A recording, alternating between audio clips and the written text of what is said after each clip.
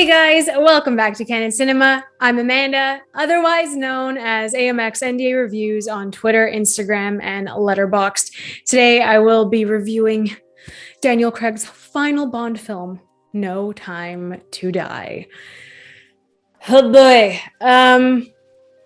I've gotten a lot of heat for my thoughts on James Bond. Daniel Craig's run of James Bond hasn't been the greatest for me. I personally did not like Quantum of Solace or Spectre. Those are the two that I watched once, didn't care for. I find his movies, other than Casino Royale, which is like God tier, to not revisit as much. I haven't revisited the other ones as much as Casino Royale, and honestly 10 years later Casino Royale still holds up. Skyfall was a bit too much for me.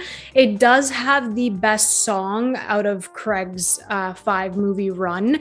Adele absolutely killed it with Skyfall. Casino Royale still my favorite. It was just very polished. The action was phenomenal. Those action set pieces will still like stay in my head.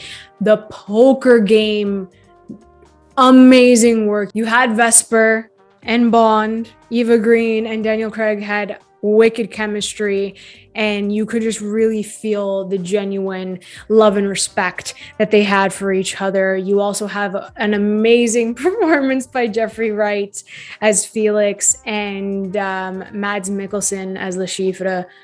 Wow, just like Casino Royale in general is one of the best action films, and for me it is Daniel Craig's best Bond film. So now, as I've listed and kind of gave my own like ratings for each of them, obviously Casino Royale being number 1, Skyfall being number 2, No Time to Die falling at number 3, and then Quantum of Solace and Spectre can flip between 4 or 5.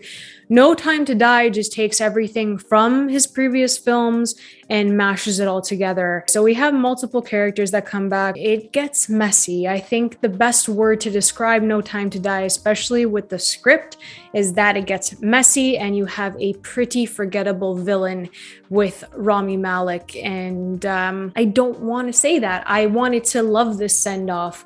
I really did. Within the first 10 minutes, you know, the first action scene was great. We set the tone, especially with Léa Seydoux, with Madeline being there and Bond obviously being together. That opening sequence was great. Then we have the opening titles with Billie Eilish's song, which just does not work for me. I felt that it was really boring. I love the design of the opening title sequence and the opening credits. I thought that was really, really smart, incorporating every single aspect of Daniel Craig's Bond in an actual hourglass. I thought that was really smart. And, you know, the sand with the guns and the colors, I thought it was really beautiful.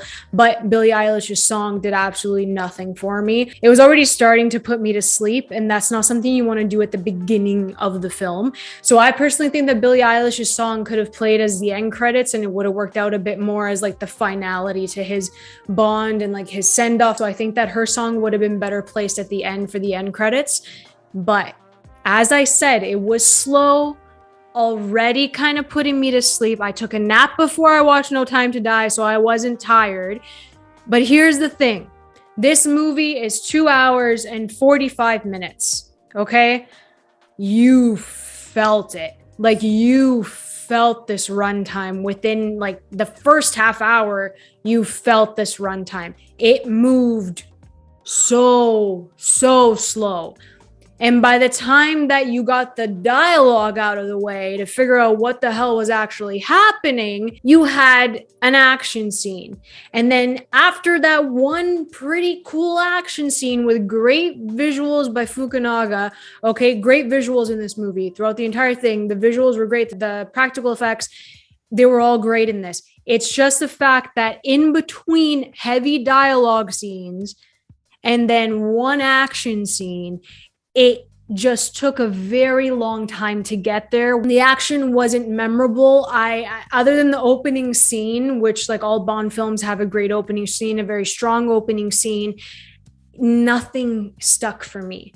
So the pacing of this movie was a major setback, and that's why I couldn't get into it. Every time there was an action set piece, we get some cool characters. It's just like it pulls you back out of it right after it. And like the action scenes were way too short considering how much freaking dialogue there was to get the story, you know, going and pushing it forward. There were too many conversations happening, and I actually got lost in some of the conversations because of the storylines, the buzzwords, you know, name dropping other characters. It was just way too much that they were trying to incorporate in this Bond film. The other thing is that they made Bond kind of like a veteran coming back into the game. And I think that was the misstep. And I love Daniel Craig, but I do think that they cast him at a time where he was really like too old to have like a 5-movie run. I think if he did like Casino Royale, Skyfall, and then maybe No Time to Die, I think that would have been a bit easier. But it just, I think for him to be a veteran coming back in just didn't really work for me. I get the angle that they were going for, but it didn't work because it's Bond.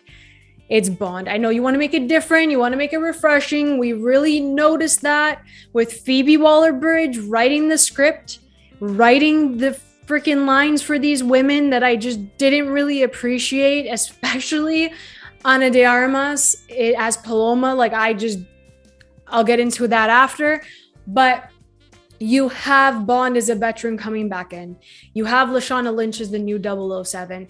And what pissed me off before this movie was even out is they're like, oh, it's so woke. They have a female 007, blah, blah, blah. And then you watch the movie and what actually happens is like, well, if James Bond goes off the grid, they need a new 007. Isn't that how like jobs work? So they hired the best person for the job, being Lashana Lynch as Nomi and as a 007. So I'm like, that's how jobs work, fam. Like there's nothing being woke about, nothing whatsoever. So that kind of annoyed me before going into this movie. Then actually watching this movie, there was a lot of Lashana Lynch, but there also wasn't that much of Lashana Lynch. And I think it's because the movie was like 2 hours and 47 minutes. You felt it was very long. Her character needed to be right beside Daniel Craig's James Bond. We needed to have like a buddy team up and have them working together as like the veteran and then the new kid on the block and have them working together the entire time.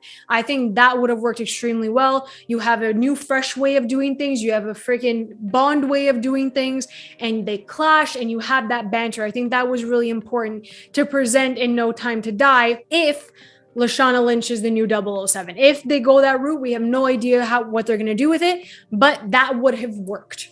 Instead of like this intricate, crazy storyline that they tried to do and they didn't incorporate her that much. That's what I have with Lashana Lynch. I think she was fantastic.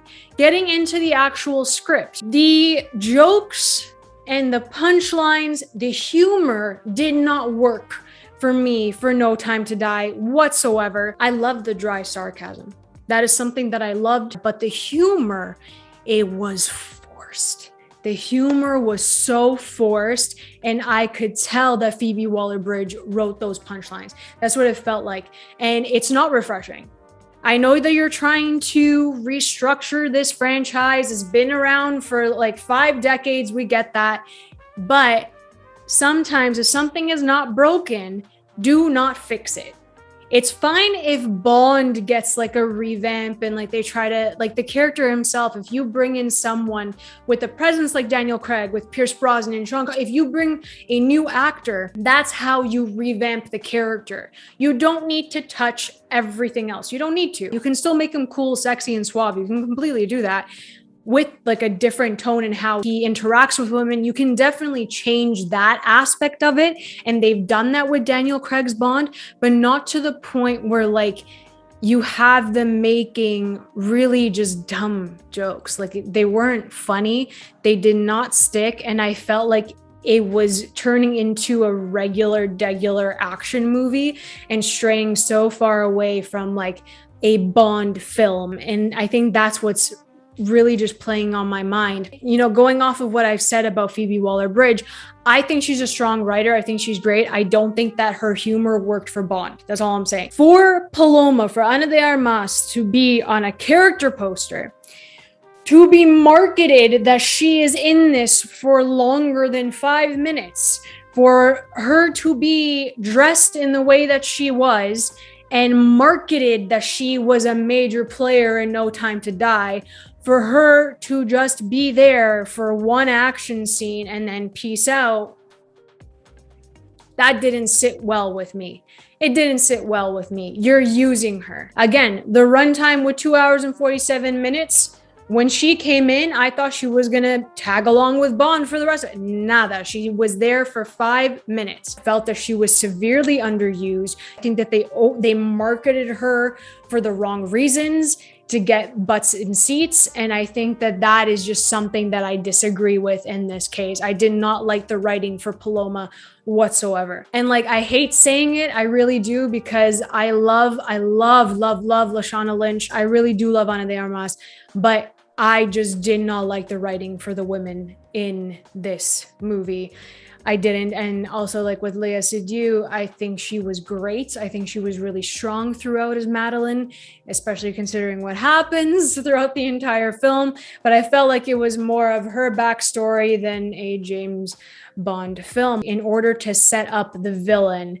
And I just think that this should have just been a Bond film.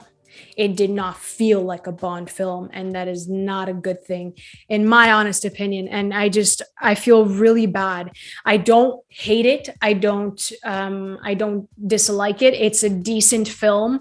It's a decent ending to his, five movie arc, but I just think that they could have done so many things different. Would have been easier to just focus on Daniel Craig signing off instead of adding all of this excess. I just feel like there was too much. There were too many stories coming into this. There were also too many characters that I just did not care about. These side characters that came in, it's like, you want to make this as big as you possibly can because it's his last film, but I just don't think that it should have been seen as like a send-off. Like, it's not that type of film. It's not an Iron Man type situation where it's over like a 10-year span and you have 23 films and you're building up to this big finale. Like, that's not what the Bond films were leading up to. And I think that if this was just a very simple story with Bond signing off, you have 007 with Lashana Lynch, you have that banter, you do bring in Felix, you can bring in Madeline, you can add those characters, but with a very simple and straightforward storyline that just focuses on James Bond and his relationships, the ones that have stayed with him the most after all of this. And I also did not like the ending. I'm not gonna do any spoilers, but I just no. And I wish this were different. I really do. And I am really sorry for going on a little rant here. It's a decent film. It's a good action movie, but there are many problems with it and it is messy. This is coming from a casual Bond fan. So like to the diehards, I'm so happy you guys enjoyed it. I'm happy you love this and that it's a perfect send off for you. I really do love that for you guys. I'm just sorry. I'm sorry that I couldn't get on board with it. But if you guys enjoyed this video, please like and subscribe. You can always follow me over at AMX NDA Reviews on Twitter, Instagram, and Letterboxd. Again, guys, I'm so sorry. I really wanted to love this final Bond film, but Daniel Craig, thank you for everything. You were great, and I cannot wait to see more of you as Detective Benoit Blanc in Knives Out 2. Catch you guys next time. Keep watching movies.